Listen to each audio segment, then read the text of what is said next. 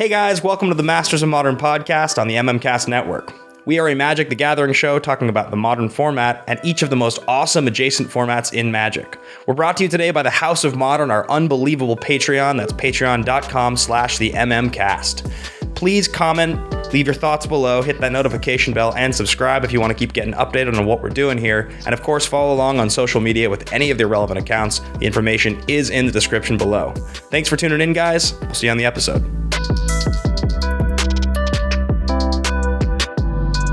Welcome back to Masters of Modern. I'm your host, Alex Kess, the co-host, Ben Bateman. What's up, everybody? We're back. We're here. It's round 2 of our set review. We're very excited about it.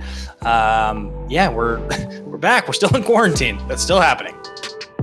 It's been really... I don't know when this is going to end. In some ways, I think it's cool because we get to do more of... in some ways, being digital has added a lot of cool capabilities to what we're doing. We can have guests a little bit more easily. In some ways, I think just things look better, and we can kind of do it at times that are a little bit more convenient. We just did a cool thing with the Patreon that we'll talk about in a second that I think is made easier through this process, and scheduling is made easier by doing it this way. I don't know, and just slowly just living in my apartment. This is my box. We got the medical droid. We got Admiral Akbar preventing traps. Darth Vader's down there trying to trap Admiral Akbar with the witch's broom, I think is from a costume of my wife's. I fully get you. It is what it is, you know. We're all just living the same reality, crossing our fingers. But also I don't totally disagree with you that there's a level of what we're going through that I want to say it's cool because I would so much rather the world was functioning and normal and I could go outside and not be afraid. But also, I feel pretty productive, getting a lot done. I find that this is not so different from what I like to do anyway with my life. I like to spend a lot of time at home. You know, I'm definitely somebody who functions well doing that. And I definitely miss being able to play physical Magic. That's you and I have done some Skype Magic. Yeah. And I mean, I've been playing Skype been doing Magic through Twitch, and definitely you should follow me and Ben on Twitch. Yes, I'm Kess Wiley. Ben Bateman streaming.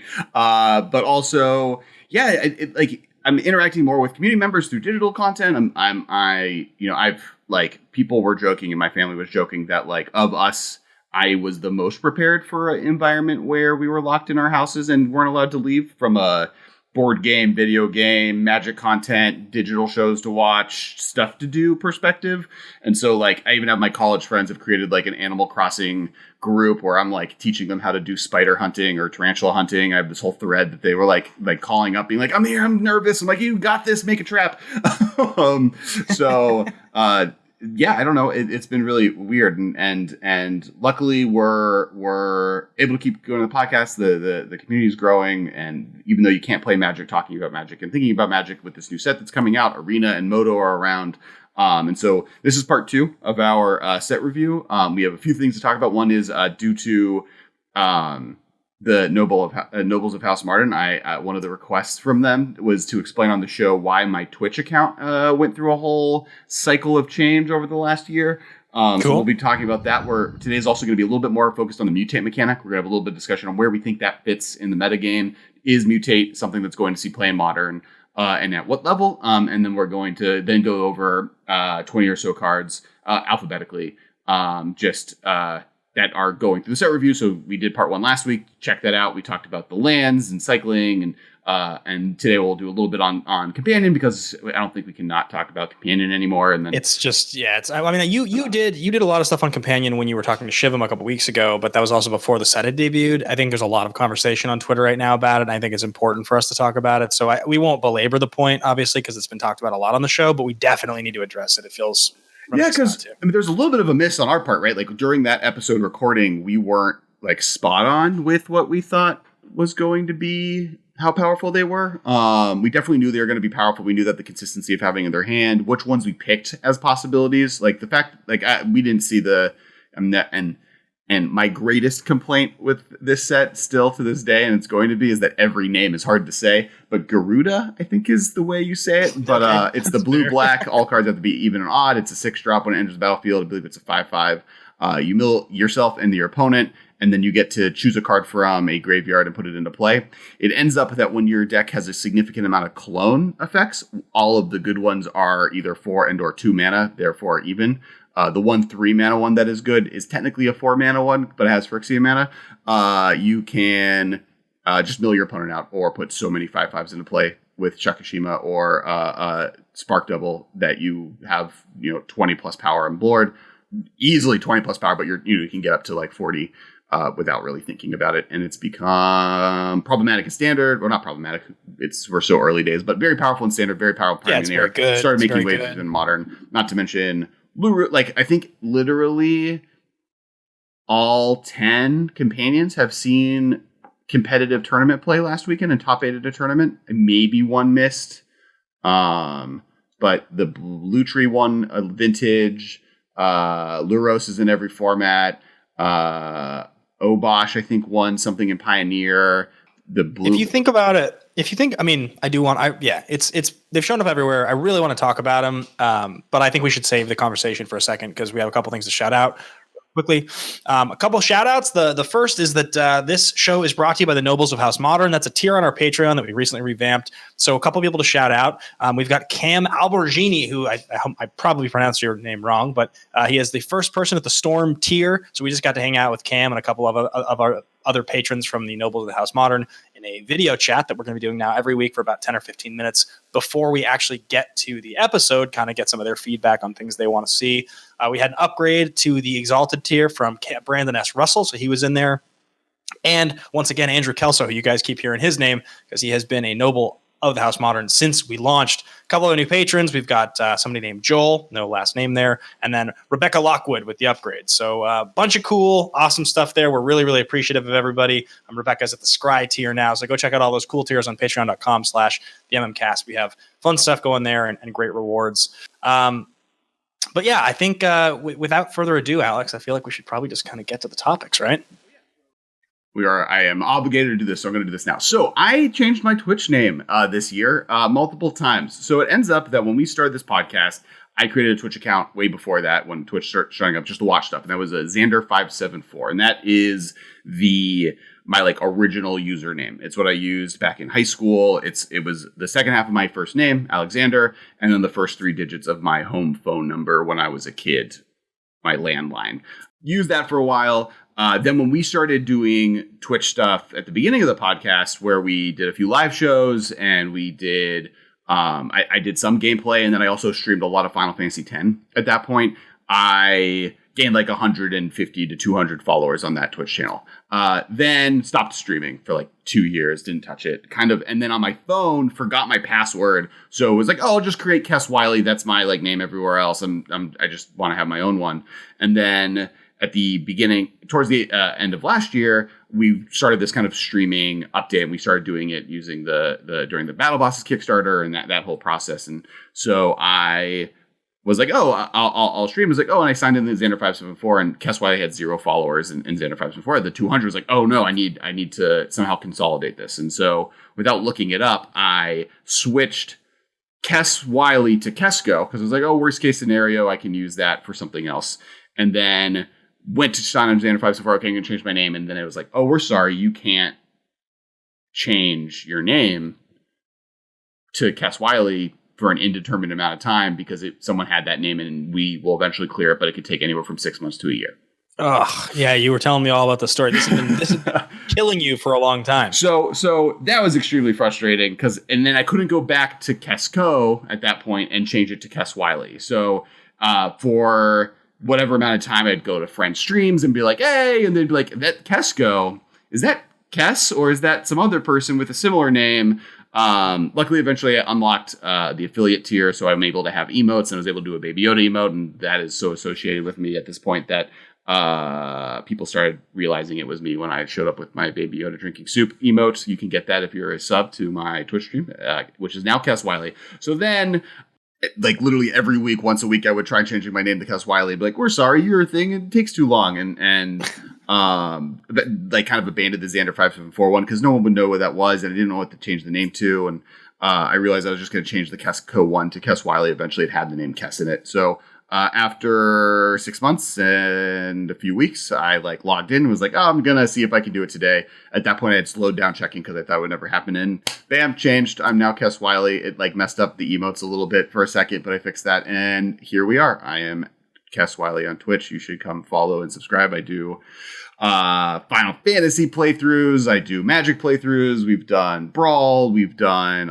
Brawl challenge people. I've rated commander decks there. Any type of Magic or gameplay from Final Fantasy-esque Magic to Magic the Gathering, the whole genre. It's like a lesson to anyone. Anytime you've ever made an account of any kind that you want to be a public profile from, and it's not the one you want to actually start with, think real long and hard about that. It's a lesson I've had to learn a couple different times for several reasons. The first of which is that retroactively, if you're making content and you're doing it for a long time, everything that you do with the wrong handle that you promote in those first, let's say, years of your career will forever be wrong. Ben_Bateman is the thing that exists out there in a lot of early videos. That is not who I am. And no, that's definitely not me if you find that. And, it's on the screens of old videos and things like that. And then, you on YouTube, you can only change your URL one time. You're able to change the URL on YouTube a single time. And I think that killed us once when we went back with the Top Decking YouTube channel. We tried to make a Masters of Modern. You can change it more than one time. It's just they say when you change it, you can't change this ever again. But then they reset that once every 4 years. So Top Decking was Webisodes Network. Then I made it the Top Decking TV channel, and that was where we were posting content because it's Top Decking is the thing that people know about. That should be what it's called. No one knows what Webisodes Network is. And then we changed it to Kess Games when we created the MMcast Network channel, and that was fine. So you can change the names of things. It's just weird when you can do it, and it has its own issues. But if you want to go find out my Xander574 account stuff, there's a live journal out there still, I think. I think that's what my MySpace account was. I think that's dead, though. I think they deleted all of those. That was the name of Alex Kessler before Kess Wiley happened, and I realized I didn't like Xander. I picked it partially out of self-hate because I hate my full name. Let me ask you a question. Yeah. Xander obviously is part of your name. So it is actually part of your name. Yeah. It is a cool sounding emo video game character name also. Am I correct in thinking that sounded cool? So you were Xander, I could be sweet emo hair, like a character from Final Fantasy. And I think Xander Cage is the main character of Triple X. Triple X. Yeah, it's Vin Diesel's character. And he's a hacker basketball super spy skateboarder that has a half pipe in his house. So I don't know. That seemed right on. That seemed right on brand with you. That was who I was. Hacker, basketball, super spy, skateboarder in 2007, 4. When did the internet start? 2000. And then I guess someone asked also where the name Kess Wiley is Alex Kessler, Alexander Wiley Kessler. So Wiley and then Kess, and then they switched it around. I decided that when I decided I didn't like Alex as my name because everyone's named Alex. There's too many of us in the world. So I have moved past that. Also, people just call me Kessler, and then that evolved to Kess because that's the nickname that people take. And then I named my company. Mostly call you. So Kess. That's that. That is a little breakdown of everything Alex Kessler and Kess Wiley for the last month time. So thank you, Patreon, for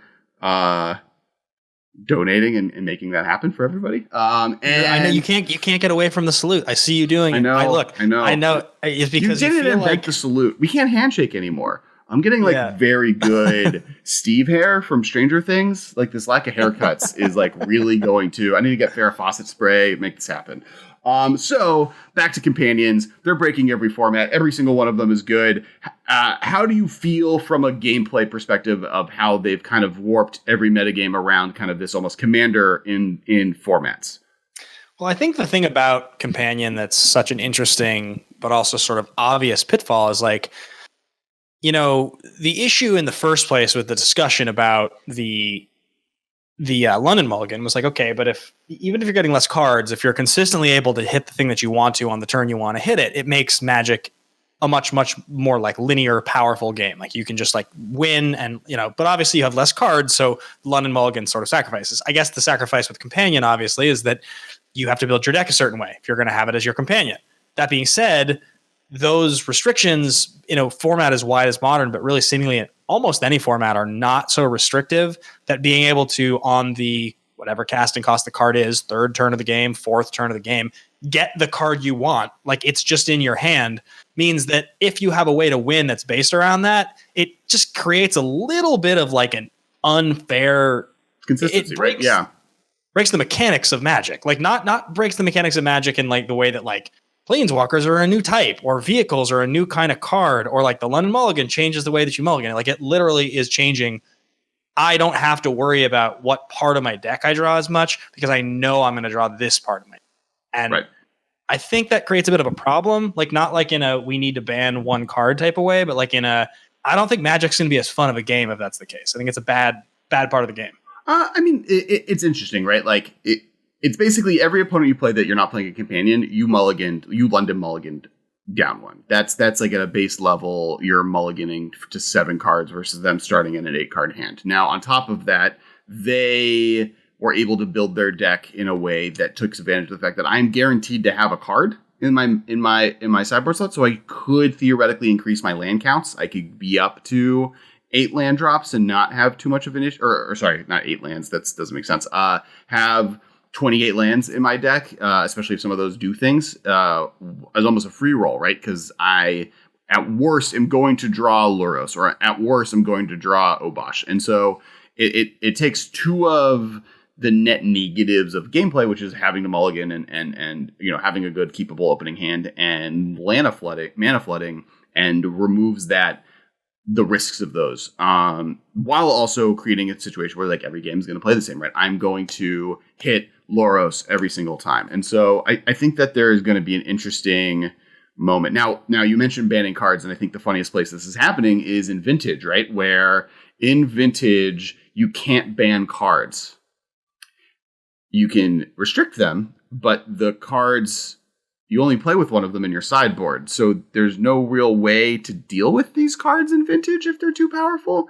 One person hilariously posted a list that was what's the is it one? Lutri. A Lutri list that literally the deck was every single restricted card on the restricted list, because it's all singleton. Like the format can be singleton and powerful anyways, and then Lutri can copy them. So it like you don't really have to work around its restriction.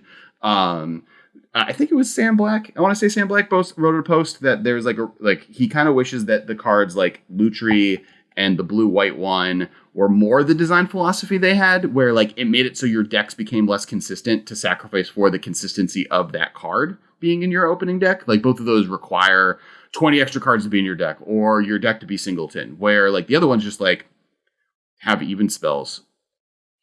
Yeah, it's really interesting to think about what you're talking about, but I think the comparison that I think so many people are probably sort of making and understanding and understood them the second they read the card, because it already sounds so similar to this, is like, yeah, but in Commander, I've been doing that for years. I will always play my 3-drop Commander on turn 3 or on turn 4, unless something else better is what I have, but I always have that as my option, and it's always in my opening hand.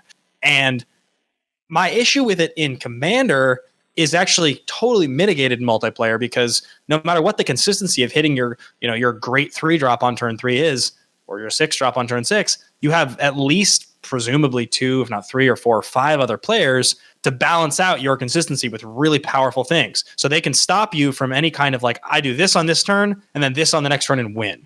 And Commander is singleton, right? Like the consistency of a Commander helps mitigate the inconsistency of Highlander. So I am guaranteed in a 100-card format to hit my Commander every turn, but I'm not guaranteed to hit any other card, to the extent that you could play 5 Commander games. I have Commander cards in decks that I played with multiple times, never played the card. I'm like, oh, I need to cut a card. Oh, maybe I can cut this card. I've never played it. Oh, because I've never drawn. Like, it's not because it's bad or good. It's because I've never had it in my hand. So it's hard. It's hard to kind of equate, and that's kind of, I think, what Sam Glatt's point. The other point that someone has brought up is that technically the rules of Companion are not spelled out on the card, right? Yeah, totally. So there's a chance that there's a fix of removing that rules text, like or changing it. Wizards could just say, instead of this starts at the beginning of your game in your sideboard and you reveal it, it could just be at the start of the game, put this in your opening hand. You have to have 7. You only drop this. If you have a companion, you drop the 6 cards, and now this is in your opening hand. So mitigate that effect. Or just other different features, or maybe just companion doesn't work. Like there's that's the alarmist side. I mean, we've been in one weekend where this set has been legal. The set's a blast to play limited wise. I actually really like the companion mechanic. I think that we'll see if it's actually that problematically powerful. I do think right now it's really easy just to put it in any deck, though. Yeah, and I also think, like, I saw a lot of stuff on Magic Twitter, people talking about just like everybody is always negative and complaining when things come out and they're powerful. Like, it happens 100% of the time. Mm-hmm. Now, I don't think that's this. I think this is legitimately actually powerful. But, I mean, there are things that have been printed. Like, there are certain things that have been printed over time that at one moment after they're printing, people are like, this is the dumbest thing I've ever seen. Take True Name Nemesis as an example of like, what is this? And now, like, that's just a powerful card people play in formats. Mm-hmm. It's a sweet card. I love that card. Like, it's dumb, but it doesn't need to be banned in any format. It's just a really powerful card. I mean, yeah, it's interesting. One of the things that's really interesting about Companion is that none of them have been bad, which leads me to believe it's too powerful, right? Like, Kihira is maybe the one card that hasn't seen real play. And part of that is because it's the fairest of the 10, where like it's going to go in an aggro deck. If the other ones weren't seeing play, Kihira would see play. There's going to be a cat deck that exists at some point in some format, because I think in Standard there's a turn 3 win with Kihira in the deck. So like kind of across the board, all of them are good, which does lead me to believe that maybe this mechanic is too powerful. Phyrexian Mana didn't have that good of a percentage of hit record, right? Like, there are bad Phyrexian Mana cards. There's some bad Phyrexian Mana cards for sure. So we'll get to talk about this a little more, because I think there are probably are we not reviewing any of the companion cards because we did them with Shivam? We reviewed them with Shivam. We can touch on them when we hit them. But, they're all on the list. So the first card we are talking about is Giganta. Giganta is 4 red-green. Giganta the Wellspring, legendary creature, elemental elk companion. No card in your starting deck has more than one same mana symbol its mana cost. Add Wooburg. That mana cost can't be spent to pay generic mana costs. Yeah, you and I talked about this off air a little bit last week before we started. I think my thing with this card is that I understand, because of the nature of the card, how it works with Niv Mizzet and those decks. I do understand that. It feels a little bit like a win more card to me, because it's expensive to begin with, and like. But I do get that it's, it puts you over the top, and playing it as a 1-of in the deck is probably totally fine. One thing I was thinking of, and I think part of the conversation with Companions is how would you have done them if we were to make them a little bit more fair? I think I actually would have liked this card more if it was the opposite, right? If it's requirements that no card could have a single color in it, right? Like they all had to be black, white, or black, colorless, or blue, something, or white, something, so that she wasn't as good. I thought would be like an interesting feature of the card, but I think part of the problem with the Companion is just it's a 5-mana 5/5 that you get. Tom Lapilli did a cool Facebook thread where he listed like top 5 limited cards of all time, and it was like Pack Rat and Jite and one other one, and then Giganta was the other one he listed. I saw this. And his comment there was more, this is the fairest of all 10 of these. And I still think this is better than, or as good as Jite, like as a card that you can have in your opening hand in limited. It's that powerful. And so the fact that this one is the most boring, it's good, and it'll see play because of stuff like Niv Mizzet decks where you just want this card. But on top of that, and it's also the freest roll, right? It's not hard to put this in your deck. The cost to deck building is so minimal that often it's just right if you can cast red or green mana to play this card. If like you're not playing another companion, why not? If you can play it, like in Jund, if you just aren't playing any double spell cards, there's no reason not to. Yeah. I mean, it's fair, because that makes sense. The next card is Kihira, which is the cat one. It is a white hybrid green, colorless, legendary cat beast. It has companion. Each creature card in your deck has to be a cat, elemental, nightmare, dinosaur, or beast card, which are the 5 triomes of this world. So those are the 5 like main tribes. Vigilance. Each other creature you control that's a cat, elemental, nightmare, dinosaur, or beast gets +1/+1 and vigilance. I think the thing about this card that's cool, the thing I like about this card is, I like that it speaks to a bunch of different types. I think that's super, super awesome. I think the fact that this is a cat and obviously references and then plays well with the +2/+1 Cat Lord from Modern Horizons is especially cool. I think that's a lot of support in the last year. I realize they're both 3-drops, but one of the sort of paramount things we've talked about is like lords that are on the 2-drop lords.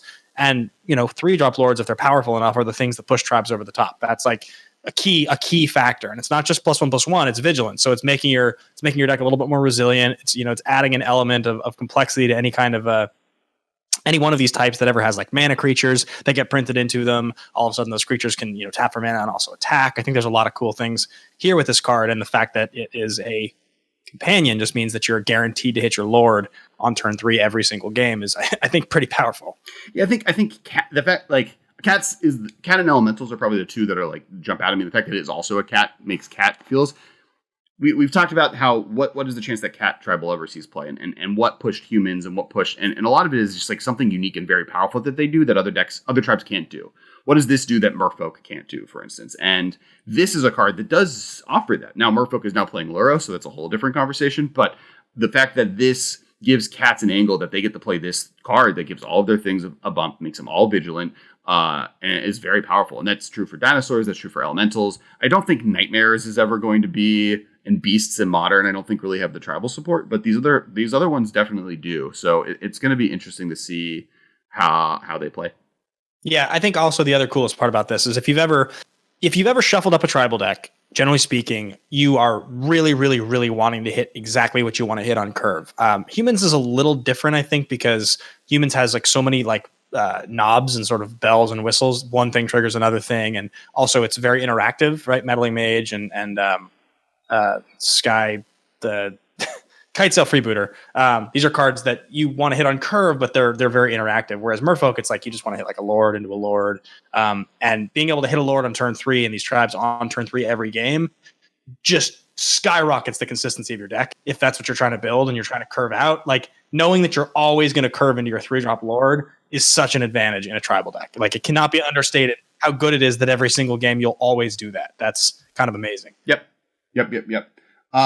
Next card is Keener, Bant and Prodigy. Green and a blue, legendary creature, human druid. He's a 2/2. Or they are 2/2. Whenever you tap a non-land permanent for mana, add 1 mana of any type that permanent produced. 5 green blue. Look at the top 5 cards of your library. You may put a non-human creature card from among them onto the battlefield. Put the rest on the bottom of your library in random order.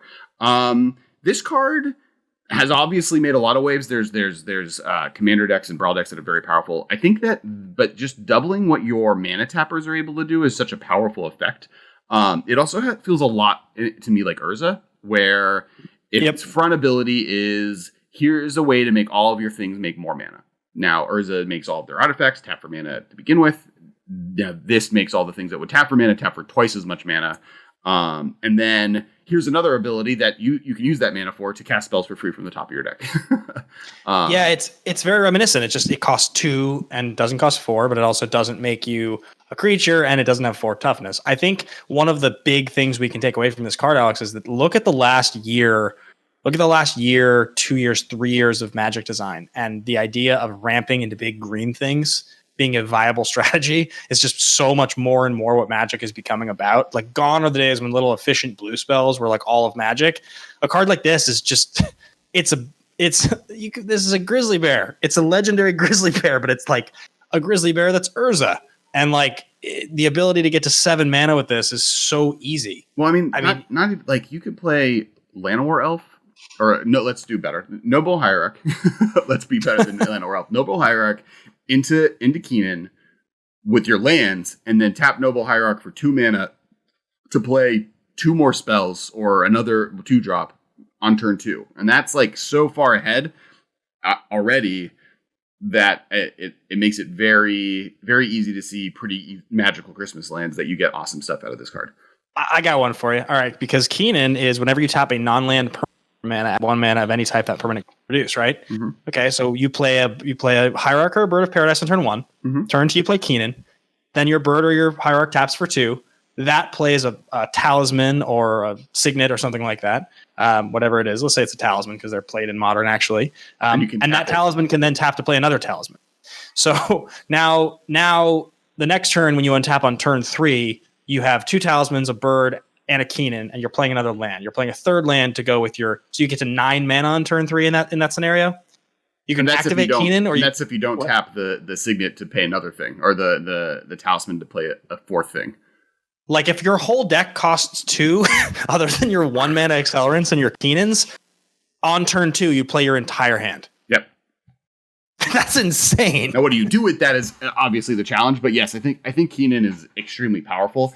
I'll tell you exactly what you do with that. You activate his 7 mana ability. That's what you do with that. What do you get with that, right? Because right now your deck is filled with signets. Yeah, it's fair. And Noble Hierarch isn't the best card to play with Keenan now that I look at it, because it's a human. So you want Birds of Paradise and you want like Llanowar Elves or non-human mana ramp. Yeah. But there's Goose, I guess, is fine. It's not the best. Yeah, that's Keenan. Next card, Lava Brink Venturer. This is a 2 and a white human soldier. As Lava Brink Venturer enters the battlefield, choose odd or even. 0 is even. Which my poll that I put about 0 being even did not give me faith. As Lava Breaker enters the battlefield, choose it odd or even. Lava Brink Venturer has protection from each converted mana cost of the chosen value. So it either has protection from all white or all even cost things or all odd cost things. I believe we talked about this last week. I think I jumped forward with it because I know we talked about it dodges push and it dodges. I think you brought it up when we were talking about what. I don't think we went into a real discussion on it. You brought up that this card when we talked about how similar this set is to Unstable. Oh, got it. Because it was the odd even thing. But on that point, there's a bunch of 1-drop removal that it dodges, which makes it really strong. It's a 3/3 for 3, which is not bad curve and power wise, with the ability that dodges every relevant removal spell in the format. It's just a little does nothing, right? It's just a 3/3 for 3, like 3 mana for a 3/3 that just can dodge removal, but doesn't dodge creatures. Doesn't there's things that can still fight it. Yeah, I don't know. It's definitely interesting. Yeah, I think it's a sweet card. I think you're underselling a little bit. I think it's going to be that's going to cost 1 is so much higher than all of those. The 2-drop like Jund Suite is obviously in Jund, but I think for the most part this card's going to dodge almost all removal. And then think about some of the things like you can't bounce this with 3 mana Teferi. You can't bounce this with 5 mana Teferi. There are like so many of the effects that are going to be on the battlefield. I mean, think about some of the things people are playing in Modern, like Uros are everywhere. This thing just attacks through Uro or it just blocks Uro. I think this card's actually pretty good. Yeah. I mean, it's no true name Nemesis, but it's like certainly not that far behind it in the context of what you're going to do with it in Modern. And it's going to be a really interesting line, right? Like where True Name Nemesis came down and guaranteed to have protection from everything. This only kind of guarantees that. Like it doesn't technically. But is that still good enough? Because if it is still good enough, this card's insane. I'm leaning towards it being fine. Yeah, I don't think it's going to make a major impact, but I think that there are some definitely sideboard plans where this is going to be a 3 of in your sideboard, and you're going to be like, the only thing they have in their deck to get rid of my creatures are 1-drops. I'm just playing a 3-drop that cannot be. It's just a hexproof from everything 3-drop. And part of the question to me is this better than Geist of Saint Shaft, right? Like that's I think the card that in my head is closest. It's different. It's better at protecting you than Geist is, and it's a X3 versus a 2/2, so it can attack into creatures. And it having protection from creatures that might be attacking to is relevant. But like, yeah, it'll be that's the one thing, right? Like it has you choose basically, does this have protection from most creatures in the format, or does this have protection from most removal spells in the format? But you don't really get both. Thank God it's a 3/3 and not a 3/4. The next card I think is my favorite. It might not be my favorite, but it's up there with favorite cards in the set, and that's Luminous Broodmoth.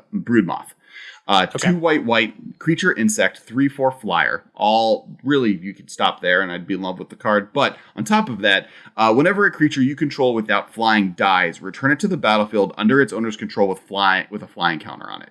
So it gives every creature you have, every creature, it's not just non-human. Yeah, every creature you have persist, but instead of a -1/-1 counter, they come back with flying, a significantly better ability than -1/-1.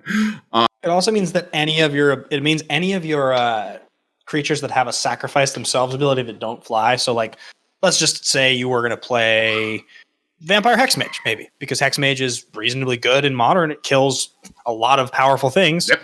You just put this down on turn 4, and then your Hexmage can just sacrifice to kill a Planeswalker and comes right back as a 2/1 flying first strike. Yep. Any of those cards that you have that do something cool like that can sacrifice themselves. Any creatures that sacrifice to draw a card, literally any of them. Seems pretty good to me. Yeah. A lot of value. No, and like Solemnity is the card that people point out it does go infinite with. The value on it is so high, right? That's what's really exciting about it. Next card is... well, I heard that this card's doing things in the format. It might be pretty good. It has lifelink. It is a 3/2. You can cast it for black, white, 1. LaRose of the Dream Den, Cat Nightmare. Each companion, each permanent card in your starting deck has converted mana cost 2 or less. It has lifelink. During each of your turns, you may cast 1 permanent spell with converted mana cost 2 or less from your graveyard. Why is this card a companion? Like, there's nothing about the companion restriction that is even necessary. Just make this a regular card, and it already would see tons and tons and tons of play. The fact that I think that's good that it doesn't have, that it can't be its own companion, right? I think it's actually seeing less play than people thought it was going to at first, purely because it's like not able to be played with itself. The fact that the blue-black one is seeing more significant play in multiple formats than LaRose is kind of hilarious. But yes, this card's insane. I guess the fact that you can play this on turn 3, like you can play your LaRose, and you, like you said, you can't have more LaRoses in your main deck. And okay, so your opponent just like lightning bolts it, whatever, they kill it right away. It's not like playing a deck with converted mana cost 2 or less permanents is a tough thing to do in Eternal formats. It's like all I like to do. I don't like playing anything that costs more than 2 anyway. To me, the restriction is not a restriction. Like I realize it is, but it's just such a minor one. This card to me feels the fact that like a foolish printing. Like the fact that Jund is playing this instead of Liliana's the Veil, right? Like they're cutting Liliana and they're cutting Bloodbraid Elf, and they're just playing the black-red Elder Titan, and they're playing the, Brandon Sixes and Bobs and Tarmogoyfs and just 2 drops, heavily taking the fact that Bob is awesome with this card and just playing this. And they're just so much farther ahead because this card is available in their sideboard that like it's significant. I mean, you were talking about if your opponent lightning bolts this card, you just played 3 mana for them to discard a card, and you basically drew a card and they discarded a card, right? Like that's what you did. You paid 3 mana to draw a card and they discard a card and then also those decks, I didn't realize that the traditional Jund decks are not necessarily playing Unearth, but you certainly can. A lot of the Croxa, what's his name? Croxa? A lot of the Croxa decks I've seen play Unearths, and they play Claim Fames. That's a thing people are doing. It's a Rakdos deck in Modern. So slot this guy in and they kill it, and you just unearth it right back. And then you cast something right from your graveyard because it all costs 2 or less. Right. And there's just like a lot of really cool stuff you do with this card, right? Like you can rebuy Croxa, you can rebuy Mishra's Bauble. Bauble's a big one. Which is a big thing what people are doing with the card. The fact that Merfolk is now playing this card just because they can easily modify their deck to be 2 drops and 1 drops, right? They're like they lose Marrow Reedry, and then it's called Lurfolk, so it's especially sweet. Yeah. So they lose Marrow Reedry, and that's it. And then they get this, and they're either blue black or blue white, depending on which removal. Like they get better removal.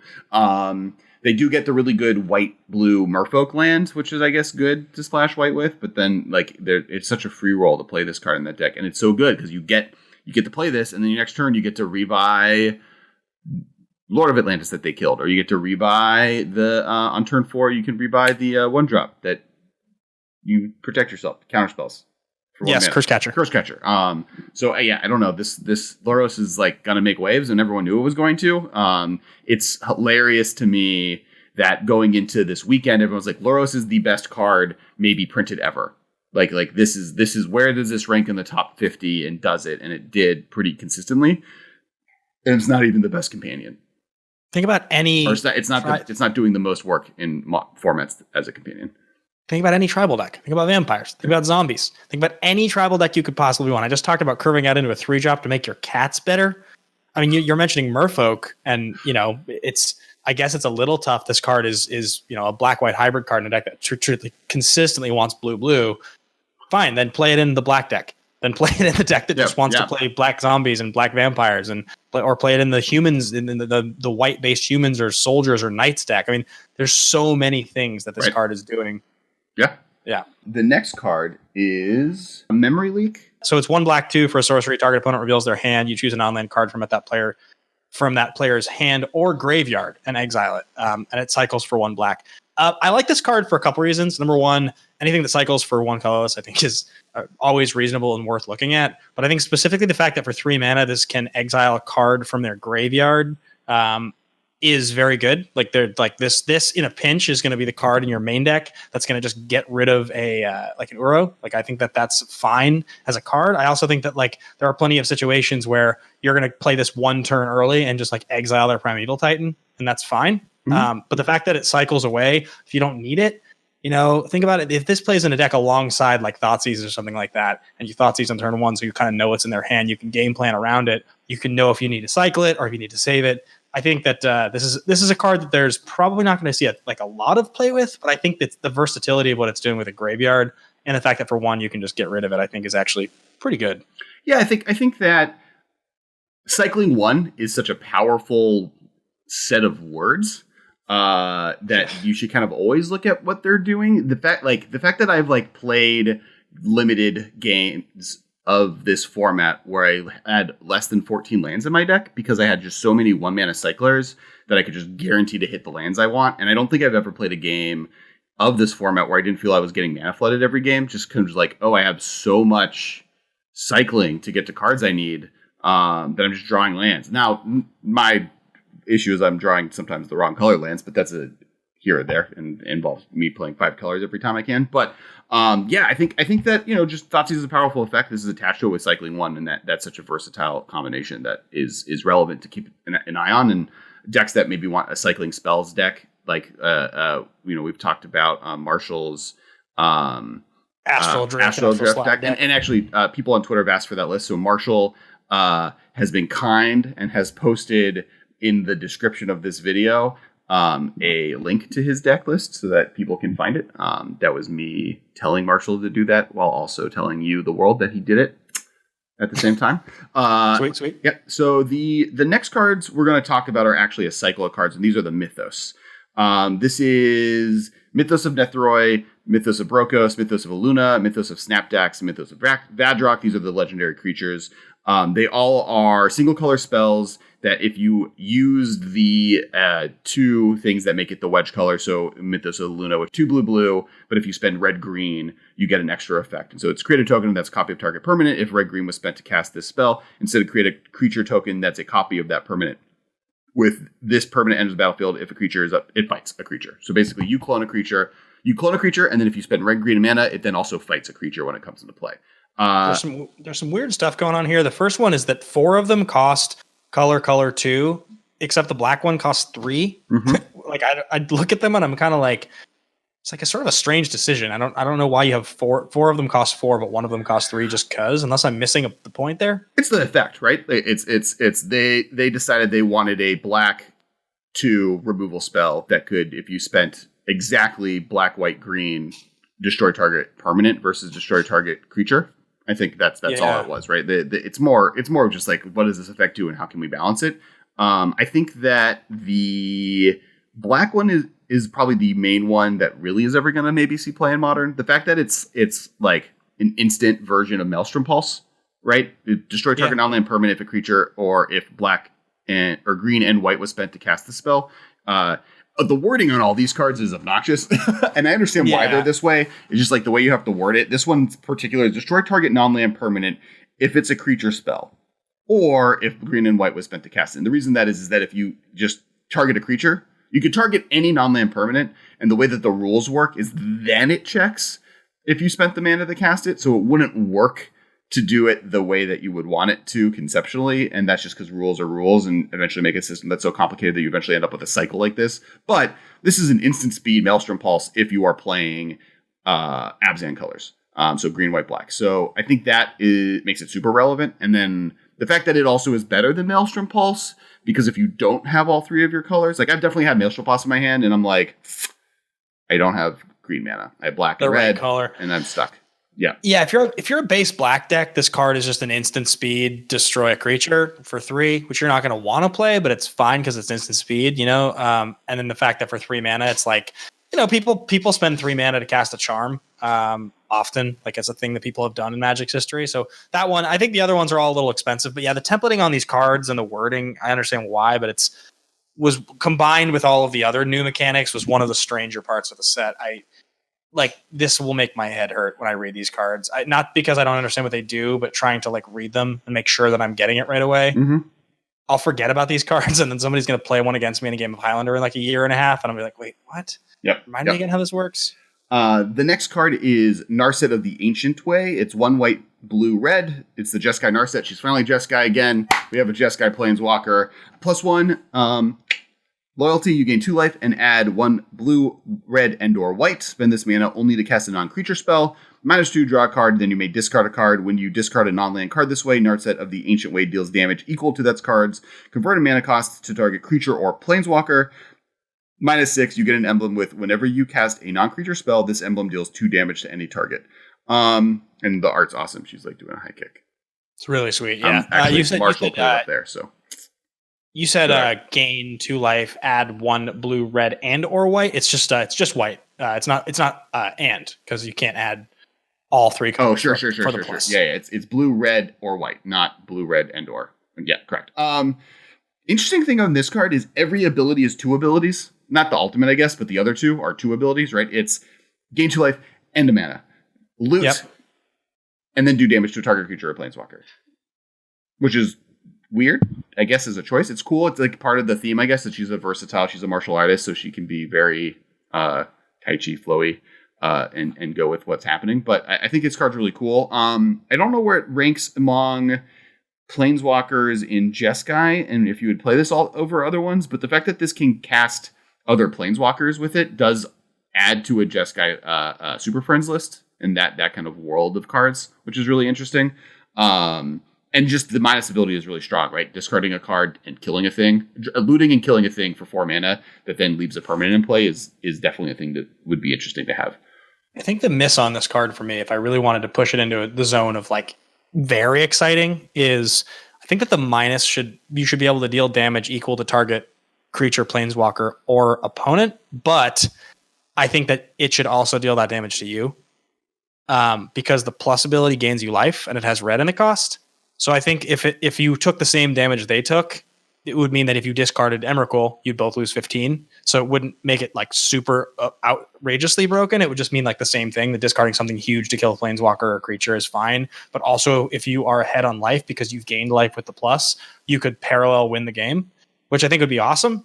I don't know in terms of story if dealing any damage to yourself is something Narset would never do, but I imagine if you're dealing with fire, probably you burn yourself sometimes. Oh, story's fine because she's story-wise, her plot is that she was the leader of the Jeskai, and then she became a rebel against the Ojutai, right? So her self-harming herself, or at least her leader, is literally on flavor. That's what her deal is. She wants to kill Ojutai. Yeah, so it feels. That feels like probably the place where I would think I would look at this card and be like, that has a really cool, unique ability, as opposed to right now, which is the minus is sort of it's weird how this card is it's reminiscent to Nahiri, 4-mana Nahiri in some small ways. 2 of the colors on curve, same casting cost. It's a draw discard effect. The win condition is worse. I guess that's kind of a good example. Would I rather play this or Nahiri? And I think I'd still rather play Nahiri than this card. Yeah. Within reason. So the next card we're going to talk about is Lucca, Coppercoat Outcast. We're going to round out the Planeswalkers for today's episode and end it there. And he is a 3 red legendary Planeswalker, Lucca. He has +1, exile the top 3 cards of your library. Creature cards exiled this way gain. You may cast this card from exile as long as you control a Lucca Planeswalker. -2, exile target creature you control, then reveal cards from the top of your library until you reveal a creature card with higher converted mana cost. Put that card onto the battlefield and the rest on the bottom of your library in random order. -7, each creature you control deals damage equal to its power to each opponent. It comes down on 5, so you can plus it to 6, you can minus it down to 3. It's 5-mana Planeswalker, which is a little harder to see play, but in the art, it literally looks like Ian Dixon hanging out with a giant saber-toothed cat with wings, bat wings.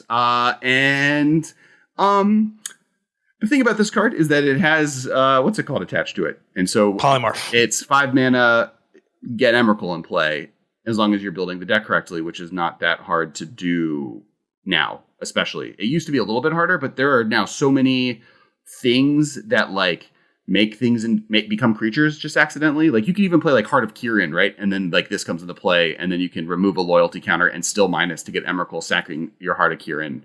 Like there's just so many different ways that would work. Not to mention all the other planeswalkers that make tokens. That by itself is pretty powerful. Plus, worst case scenario, if you don't have the creature, the problem with Polymorph also was like this card does nothing unless I have the setup. And if they wreck me on the setup, I just spent 4 mana to sacrifice a creature I control and do nothing. But isn't so I don't have it in front of me here, but isn't it the other ability is the dig ability? Isn't that what it is? Yes, exile the top 3 cards of your library, creature cards exiled this way. Gain, you may cast this card from exile as long as you control a Lucca planeswalker. So it's like it's exile 3 card. It's like creature version of Chandra's ability. Yeah, so it's like, but that doesn't work with the polymorph ability, because if you exile cards, you're looking for creatures, and you're not playing any creatures in your deck, so you can get the other half of the ability. That's why, to me, it's like, I get that it does something sort of in the way that polymorph doesn't, and there's things you could do.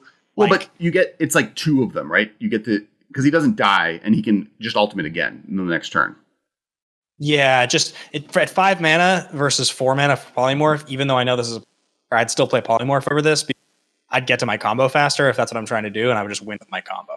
Okay. And then the last card we're going to talk about today is Vivian, Monsters Advocate. And this is the 3rd planeswalker in the set. These are the 3 planeswalkers. It's in our set, Lucca and Vivian. Vivian is 3 green. Legendary planeswalker Vivian comes out on 3 loyalty. She has a static ability. She technically has 2 static abilities. You may look at the top card of your library at any time. It's not revealed. You can look at it whenever you want. And then you may cast creature spells from the top of your library. So she already cool. Already kind of a plus that draws you cards. Then you can +1 to create a 3/3 green beast creature token. Put your choice of vigilance counter, a reach counter, or a trample counter on it. Or -2, when you cast your next creature spell this turn, search your library for a creature card with lesser converted mana cost, put it onto the battlefield, then shuffle your library. This card is dope. Yeah, so like where the other one was 5 mana, and then like its 2 abilities didn't really work together in a way that made it worth playing. I think Vivian's like just awesome. I love this card. I like the fact that you can cast Kitchen Finks with her, and then that cascades into Malira just on its front end is like, and that's a medium thing to be doing. But like the fact that you can get combos, any 2-card combo, basically the turn you untap with her is really good. The fact that she draws cards and you can look at the top card of your library and then cast creature spells off of it, which is drawing cards, is great. And making a 3/3 beast that is a vigilance beast, a reach beast, or a trample beast. I've now had Vivian twice in limited. An Ikoria limited, and it's just such a back-breaking ability by itself. I mean, so Vivian is amazing for several reasons. If any of you guys have played the card Future Sight, Blue 2, you may play the top card of your library and you play with it revealed in any format, but specifically in Modern Cube recently on Moto, you know how good that card is. People don't realize that just like having the top card of your library revealed, if you're a creature deck, and this is a planeswalker, this is not a do-nothing 5-mana enchantment. This is a great card. It's going to come down and give you that ability, but also make a creature. And you can pick the type of protection that you need to protect your Vivian. And then the next turn, you can just get 2 creatures into play by casting 1. As you mentioned, I mean, you have the combo side of it, but you also have the you have the combo side of it. And you have the side of it that's like, okay, cool. I'll delve a bunch of cards and cast my Gurmag Angler next turn, and then I'll get something that costs 6 out of my deck. Right. Sounds cool. I'll just angler into Primeval.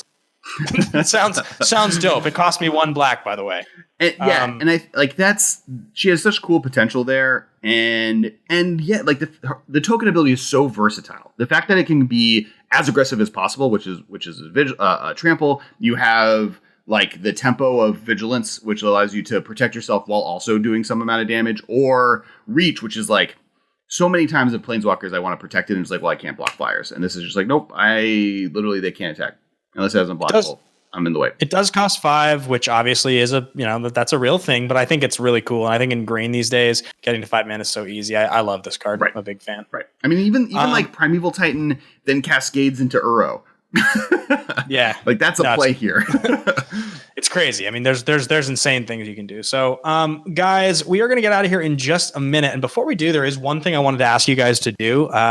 you guys have heard me in the past talk about something called Nerds in Suits. It was a thing that I was doing a few years ago, or at least a brand I was trying to build. And I just have launched a YouTube channel this week. You're going to hear this probably the day the channel actually launches, or the day before. But it's a channel I've always wanted to launch. It's basically going to have one-on-one long-form interviews with my favorite people in the entertainment industry. And I'm also doing a show called essentially Music from Movies. I haven't totally named it yet, but it's essentially like taking my favorite songs from my favorite movies, ones where there's a really meaningful original song or a song that's famous played in a great scene, and kind of breaking down the scene and then covering the song with my acoustic guitar, because I'm getting back into playing music again. And so that show paired with the interviews are going on Nerds in Suits. You can check it out at youtube.com/Nerds in Suits. It's been a dream of mine to have a channel like this for a long time. So please go check it out. Hit that subscribe button if you want to support me. It would mean the world to me. And that's all I wanted to say before I got out of here. Yeah. And obviously, please follow us on Twitter. Thank you to all of our patrons. Thank you, everyone on Twitter. Thank you. Actually, one big shout out to Listener Altars at Listener Elf. They sent me all of these really awesome magic altars that have the different Disney characters and their companions from the new set. So my favorite personally being the cycling Sky Shark Rider and the Sky Shark that they made to look like Moana and Maui. Cool. And Jeskai that are really dope. And they have Coco and Paco, which is like Coco from the movie Coco and his dog buddy. And they have Scar and the hyenas, and it's really dope. And I'm really excited and really thankful. Thank you so much for sending those to me. Big shout out to Marshall for helping edit all this content. Hopefully this episode is good and people like it. Make sure to follow us on Twitter. All of that stuff is everywhere. And then also make sure to follow on Twitch. I'm streaming there regularly, as I said, at Kess Wiley.